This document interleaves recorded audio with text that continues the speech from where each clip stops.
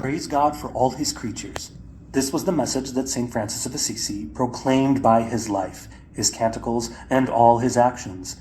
In this way, he accepted the invitation of the biblical Psalms and reflected the sensitivity of Jesus before the creatures of his Father. Consider the lilies of the field, how they grow. They neither toil nor spin, yet I tell you, even Solomon in all his glory was not clothed like one of these. Are not 5 sparrows sold for 2 pennies?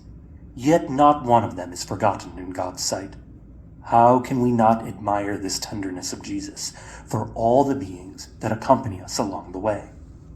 8 years have passed since I published the encyclical letter Laudato Si, when I wanted to share with all of you, my brothers and sisters, of our suffering planet, my heartfelt concerns about the care of our common home.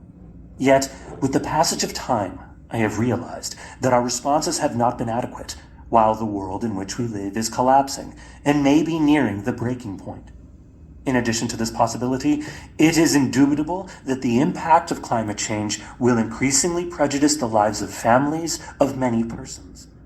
We will feel its effects in the areas of healthcare, sources of employment, access to resources, housing, forced migrations, etc.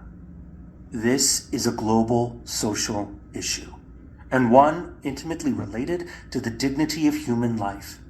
The bishops of the United States have expressed very well this social meaning of our concern about climate change, which goes beyond a merely ecological approach, because, as the bishops said, our care for one another and our care for the earth are intimately bound together. Climate change is one of the principal challenges facing society and the global community. The effects of climate change are borne by the most vulnerable people, whether at home or around the world. In a few words, the bishops assembled for the Synod of Amazonia have said the same thing. They wrote, "Attacks on nature have consequences for people's lives." And to express bluntly that this is no longer a secondary or ideological question, but a drama that harms us all, the African bishops stated that climate change makes manifest a tragic and striking example of structural sin. The reflection and information that we can gather from these past 8 years allows us to clarify and complete what we were able to state some time ago. For this reason, and because the situation is now even more pressing, I have wished to share these pages with you. The global climate crisis.